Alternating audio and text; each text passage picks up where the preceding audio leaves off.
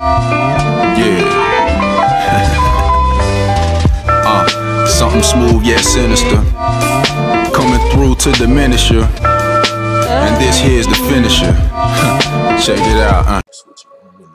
What is going on, guys? Trey coming back at your screen by means of the World Wide Web. And today for you guys, we are going to get into the final video, guys. We are down to the final element, being the dark element, in the top 5 global dark elements. Alright, so let's get right on into it, guys. I'm going to give you guys my number 5 pick. Okay, so number 5 pick, in my opinion, is Samara. Alright, now she, I believe, is a global exclusive. I can't remember whether or not they brought her as CR, the Japanese version. Something tends to tell me that they were brought the Japanese version, but I can't quite remember. Alright, so anyway, number 5 goes to Samira for these reasons. Alright, leader skill, you're not going to be using too much. Alright, she only helps light and dark units. More than likely, you're going to have way more than just those 2 elements on a squad. Alright, so you're probably not going to be using that too much. Her extra skill, on the other hand, is very good, and it complements her and the rest of your squad very well. Alright, one of the things that made me give her the top 5 is that she is a unit that can heal and negate status ailments, okay, on BB and SBB. Okay, I love it. I think that is very useful. Alright, I think it's very, very, very useful. Okay, so her extra skill hugely boosts damage against status afflicted foes, complements well with her BB and SBB, because her BB and SBB has a very high chance of inflicting 4 status ailments on the enemy squad. Very high proc chance. I believe it's 75% on the BB, 80% on the SBB. Alright, so excellent stuff. So she's going to deal more damage to those units that have status ailments on them, and she adds status ailment removal effect to her BB and SBB, which goes well because her BB and SBB also negate status ailments. Beautiful. Alright, so the BB, she's not a high hit count unit, guys. That's kind of one of her cons. She doesn't have a lot of hits, so don't really count on her for that too much, but what she brings to the table is still pretty substantial. Okay, the BB is only 12 hits AoE. You got a 75% chance of hitting the enemy squad with poison, paralysis, curse, and weak. And she's going to remove and negate status ailments for 3 turns thanks to her extra skill. Alright, the SBB is 15 hits, so we got 3 more hits there. We have a 5% more chance, or an 80% chance to inflict poison, paralysis, curse, and weak. She still removes and negates status ailments thanks to her leader skill, but she also increases BC and AC drop rate. I believe that's by either 30 or 35%. For 3 turns. Can't remember exactly off the top of my head, unfortunately, guys. Alright, now her UBB, you won't be using that too much. Alright, main reason being, if you do decide to bring her into a lengthy battle, such as a raid battle or a trial, the only thing that makes her UBB any kind of useful at all is when you use it, it refills 25% of the BB gauge. Okay, so the only reason you would want to do something like that is, first of all, the UBB is actually somewhat useful, guys. Alright, you're not going to use her UBB on an enemy that cannot be afflicted with status ailments. Even if it does boost the overdrive gauge by 25%, I kind of think that's a waste. Alright, but if you're fighting a lengthy raid battle or a trial, and you don't quite need your BB gauge for anything, or your overdrive gauge for anything, you can use her kind of as a filler. Alright, you'll use it, you'll get 25% of it back, and hopefully fill it up in time before you actually do need to use it. Alright, that's pretty much the only use for her UBB, in my opinion. I don't really see any other reason why you use it. It's honestly not that great. Alright, 17 hit AoE adds all status ailments, and then gives you 25% of the overdrive gauge back. Alright, so it's a nice filler UBB, otherwise not too useful. Alright, so that's why I give her the number 5 spot. Alright, now number 4 spot I give to another, I think, global exclusive. Hadaron is a global exclusive. I say I think because it's Samara. Can't quite remember. But Hadaron, I give the number 4 spot to. Alright, Hadaron, he's a pretty hard hitting unit. Okay, you got to make sure you have his sphere to completely unlock his potential. Okay, so if this is his sphere, the active Hatterun boosts attack and defense relative to depleted HP, boosts damage to weak elements, and grants immunity to critical hit damage. Excellent. Okay, excellent. Now his leader skill, most people use it for arena only. All right. So a lot of people say that he has a good leader skill for arena. I personally have never used him for arena lead, and I never will. All right, but a lot of people out there say he's good for it. So that's pretty much all you'll be using it for. All right, you're not going to be using that anywhere else. Not for trials, not really for raid. I don't think I've seen too many people use it for raid. I think it actually won't be bad for raid. The only thing you're missing stat increase. So hopefully you bring a friend that can do that, but otherwise it'll be pretty decent for raid. But questing, who cares? Questing is easy, but I highly doubt you're going to be using him as a leader for trials. Highly, highly, highly doubt it. All right. Now let's get into his BB, SBB, UBB. All right, the BB, nothing too extravagant. All right, the BB is a 15-hit AOE, adds poison and weak to attack. All right. Nothing really extravagant about that, alright? The SBB, on the other hand, this is where this guy becomes pretty freaking OP, alright? It's called Grave Sacrifice. 17 combo powerful dark attack on a single foe, alright? So you're only going to hit one unit with it. But it boosts defense critical hit rate for 3 turns. It casts stealth on himself for 2 turns, which basically means that he can't be hit by single target attacks, alright? He can only be hit by AoE attacks. And he can only be hit by single target attacks if he's the only unit alive. Alright? That's what stealth does for him. It massively boosts his own attack and critical hit rate for 2 turns and critical damage for 1 turn. So basically, what does that mean in a nutshell? This guy is going to wreck a single foe hard. Alright? He is going to beat the crap out of them. Very, very, very, very powerful attack. Okay? And if you're able to stack that with his leader skill, his sphere, it's going to make him even stronger. The lower his health is, the stronger Hatterun gets. Alright? So, yeah. That is BB. Stupid powerful. Alright? His UBB, I highly doubt you're going to use too much. Alright? It's not really meta. Okay? 19 combo master dark attack on all fools. Greatly reduce attack and defense. And add poison, weak, sick, injury effects to attack for 3 turns and render self able to withstand a KO attack. You're not really going to be using that too much, guys. It's not meta. It's really the only reason why. It's not a bad UBB. It's just not as useful as other units that more than likely you'll be bringing with you. But this guy gets used heavily in his SBB, guys. Okay, so if that SBB procs, you're going to hit hard. You don't want that to proc in arena though, okay? The SBB being single target, man, that jump proc in arena, you're only going to smash 1 unit, which you don't want to do. You want to smash all of them, alright? So hopefully you don't get full SBB gauge in arena with Hatterun, but otherwise, pretty solid all around unit, guys. We gave him the number 4 spot in Global Brave Frontier. Alright, so number 3 pick. Number 3 pick gonna go to this unit right here. Alright. Number 3 pick I give to Xingya, okay? Because she's a pretty useful unit, alright? Now her leader skill is pretty solid for dealing some serious damage, okay? I still use her as leader pretty often for some content, such as farming for L gifts. Alright, level 7 L gift. I use her as leader. Alright, and I go in there and I activate her powerful UBB and wreck the heck out of that little furry cotton ball. Alright, so leader skills decent for dealing damage. Alright, her extra skill is pretty good as well.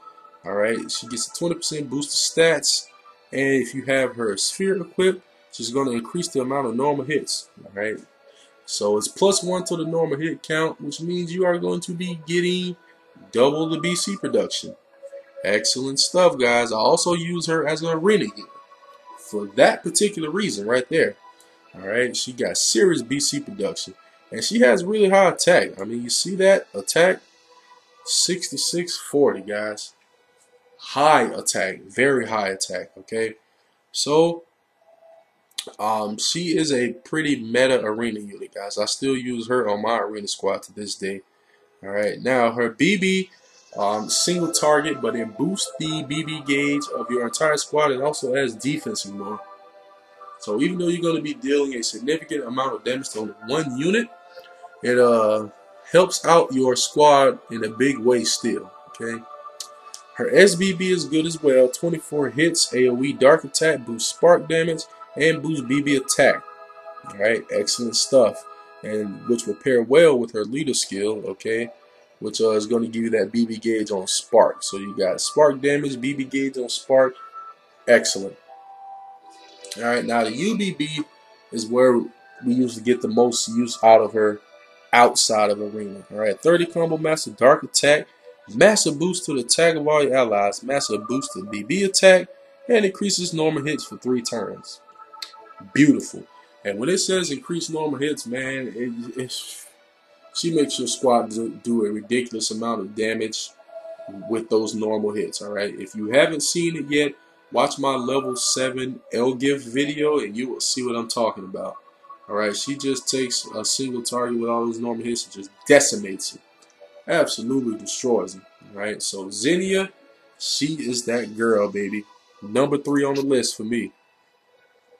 Now, number 2, by a slight shot, and I mean a slight shot, we're going to give the number 2 spot to Chrome. Alright, now, what makes Chrome useful? Leader skill. Okay, leader skill is a stat increase. Stat increase leader skills are a definite plus in Trey's book. So 30% boost to max HP, he's boosting spark damage, and you get BB gauge on spark. Excellent, alright? His extra skill, it only helps himself, but it helps him keep his spark damage and his BB gauge up, okay? He boosts his own spark damage after he get a certain amount of sparks, and he also boosts BB gauge slightly when he deals spark damage, alright? Excellent stuff.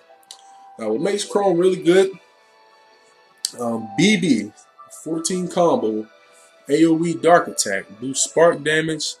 You got a chance to get a BB gauge boost when you spark and boost dark elemental damage. Alright, excellent stuff. Okay, and then you got the SBB, 18 hit dark AoE. It also adds a spark vulnerability increase to the mix, 25% chance to increase spark damage by 25%. Alright, then he still has that probable BB gauge boost when you spark and also boosting that dark elemental damage. So beautiful, beautiful stuff. Alright, he has that BB gauge on spark on his BB and SBB, which is why I gave him the slight edge over Xingya. Alright, for that reason alone, helping with that BB gauge. His spark boost, his spark damage boost is also higher than Xingya's as well. Okay. Boosted dark elemental damage is also a nice bonus. Not required. Not really using it for that. His UBB though is going to turn your squad into a spark damage dealing machine. Alright, it's called Everlast. 22 combo power for dark attack on all foes. Boost enemy spark vulnerability for 2 turns. Boost BB attack and spark damage for 3 turns. So when you use that UBB, serious damage coming. That's what it boils down to. Alright, serious damage coming. So, we got Chrome in this spot for that reason, guys. Spark, spark, spark, and spark, guys. He is serious with the spark. Number 1 spot, in my opinion, may not come as too much of a surprise. The most recently released Dark unit as far as rare summons goes is my man LeBird. Okay? One of the most useful mitigators in the game. And here's why. Alright? LeBird is all about damage mitigation and keeping BB gauges full. Alright, and he does it well. Why? Leader skill, 40% boost to max HP defense. Damage taken greatly boosts BB gauge and reduces damage taken when damage taken has exceeded a certain amount for 2 turns. Even though it says 2 turns, guys, I believe it's been researched and proven to work for 1 turn. Okay, so leader skill a little bit off there. His extra skill is definitely good for himself. Alright, the negate defense door ignore damage not so much is the second part. Damage taken slightly boosts BB gauge, which stacks with his leader skill. Huh. What do you know? Alright. Now, it's also going to stack with It's BB, SBB, and UBB. Alright? And I also have a sphere equipped to him that gives him BB gauge when he gets attacked as well.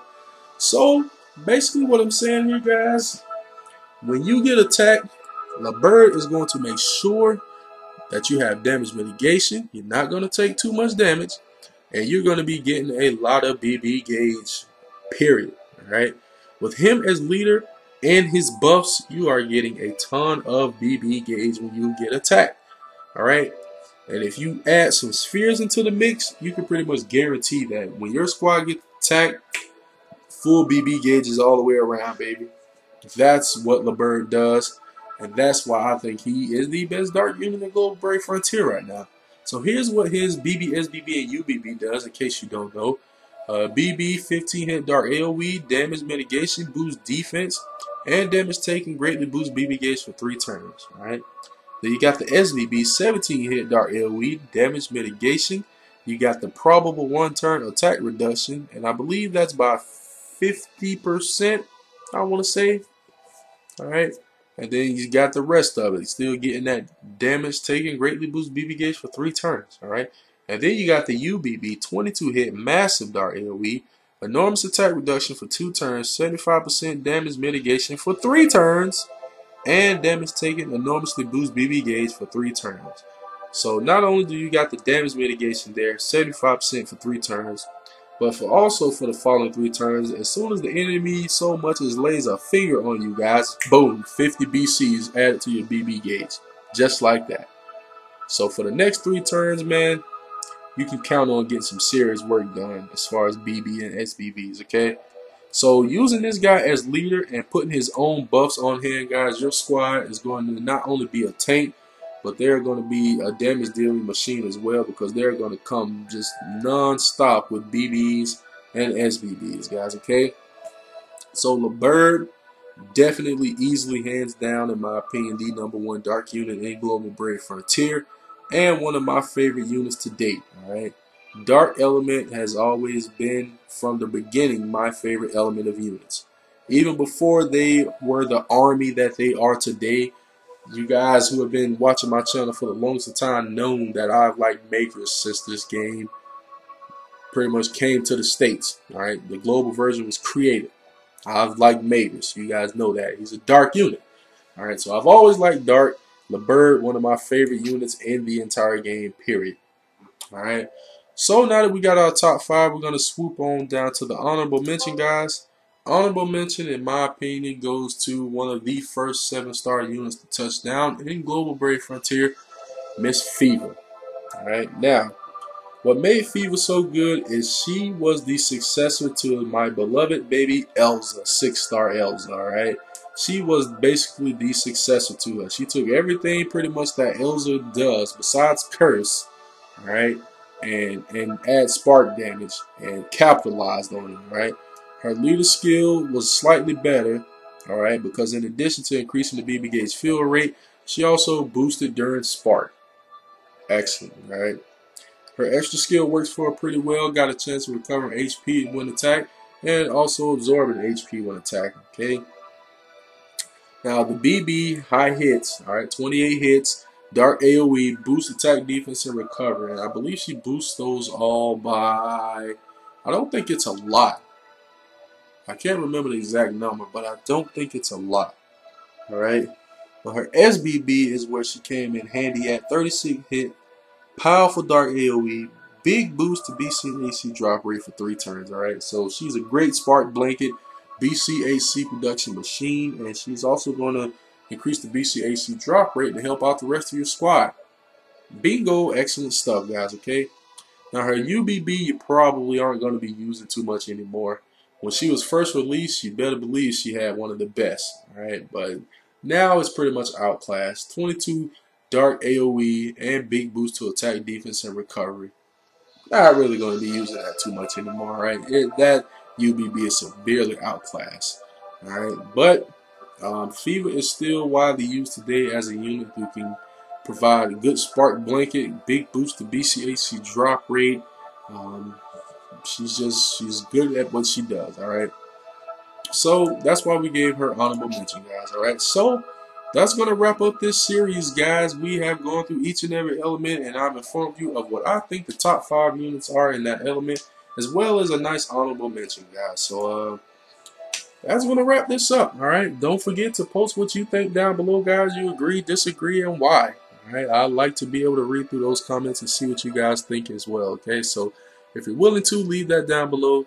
Alright, otherwise, we're going to wrap this video up. If you wish to join the Facebook group, link down below in the description.